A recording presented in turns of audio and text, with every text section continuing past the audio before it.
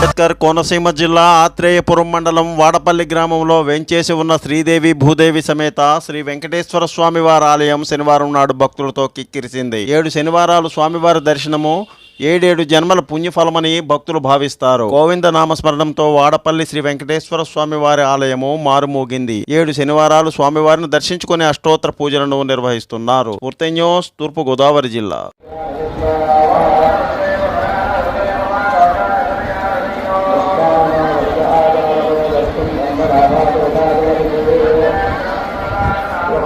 Visakha rural జిల్లాలో Narsipatnam RDO కార్యాలయం వద్ద సిఐటియు ఆధ్వర్యంలో ఆశా కార్యకర్తలు ధర్నా నిర్వహించారు. ఈ సందర్భంగా తమ న్యాయమైన డిమాండ్లను ప్రభుత్వం నెరవేర్చాలని నినాదాలు చేశారు.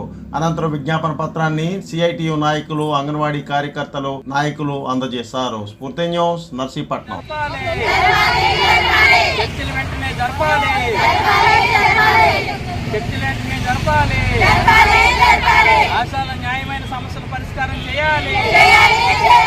పార్వతీపురం సమగ్ర గిరిజనాభివృద్ధి సంస్థ ప్రాజెక్టు పరిధిలోని గుమ్మలక్ష్మీపురం మండలం దుడ్డుకల్లు గిరిజన సంక్షేమ ఆశ్రమ పాఠశాలను ఆ జిల్లా కలెక్టర్ నిశాంత్ కుమార్ ఆకస్మికంగా తనిఖీ చేశారు. 10వ తరగతి విద్యార్థులు చదువుతున్న తీరు, వసతి గృహంలో విద్యార్థులకు అందిస్తున్న భోజన సౌకర్యాలు, భవన సదుపాయాలను కలెక్టర్ ఈ సందర్భంగా పరిశీలించారు. అనంతరం బాలేసి గిరిజన గ్రామాన్ని కలెక్టర్ సందర్శించారు. ఈ కార్యక్రమంలో సమగ్ర గిరిజనాభివృద్ధి సంస్థ ఇంజనీరింగ్ అధికారులు తదితరులు పాల్గొన్నారు. చౌదరి, స్ఫూర్తి న్యూస్, మన్యం జిల్లా.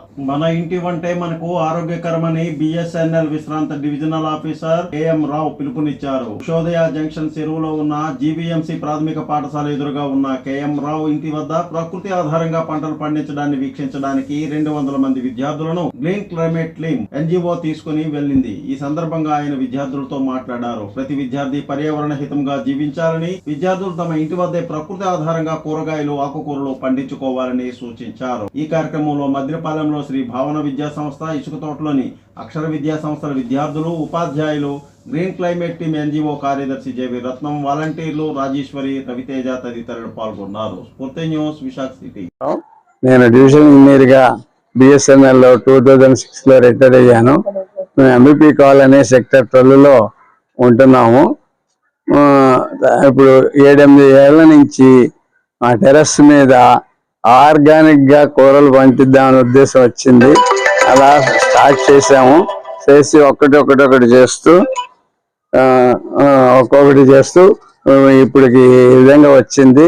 ఇలా పెంచడం వల్ల మనం ఆర్గానిక్ కూరలు వాడటం వల్ల మనకి చాలా ఆరోగ్యంగా ఉంటది. అలాగే ఇప్పుడు పండించే వాటిలో కూడా ఓన్లీ 90% అందరికి వచ్చిన వాళ్ళకి ఇవ్వటం మాకు ఒక ఆనందం. అలాగే ఇలా చూసి తక్కిన వాళ్ళు కూడా చేసుకుంటే బాగుంటుందని నేను ఇనిషియేట్ చేస్తున్నాను. మీరు కూడా అందరూ ఇలా ఇనిషియేట్ చేసుకుంటే మీరు ఆరోగ్యంగా ఉంటారు.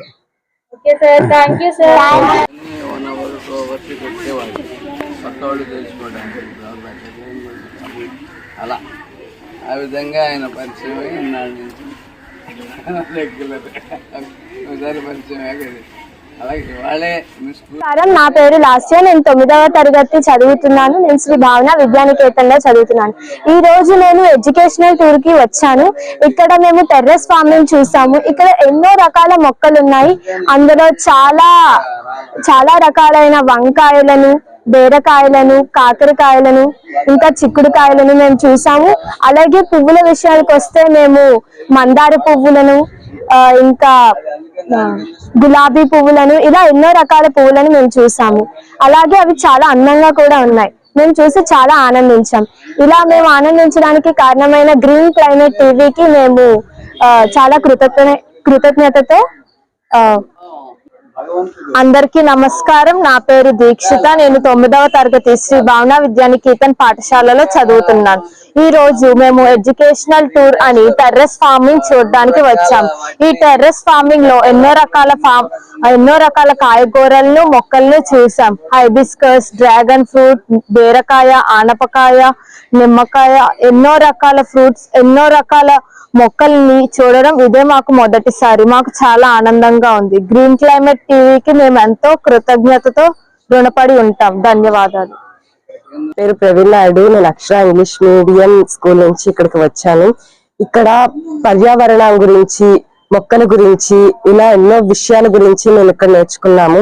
కేఎం రావు గారు సార్ ఇక్కడ ప్రకృతి సిద్ధంగా ఎలా పంటలు పండించాలి, మొక్కలు ఎలా పెంచాలి అనేవి విషయాల గురించి మాకు చెప్పడం జరిగింది. ఇలాగా ఇక్కడే కాకుండా మన ప్రతి ఇంటి పైన ఇలా ఎరువులు వేసి సహజ సిద్ధంగా పంటలు పండించడం ద్వారా మనకు ఎంతో కొంత ఆరోగ్యం కలుగుతుంది. మనం ఇలా ఈ పరిసరాల్లోనే కాకుండా మన ఇంటి పైన కానీ ఇలా ప్రదేశాల్లో ఎక్కువగా మొక్కలు పెంచితే ఆక్సిజన్ లెవెల్స్ అనేవి పెరుగుతాయి. 23.5 నుంచి 21.5% తగ్గిపోయింది ఆక్సిజన్ అనేది.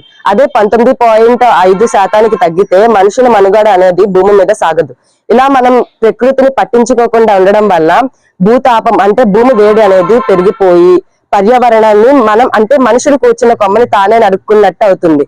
ఇలా Please like, share, subscribe our channel.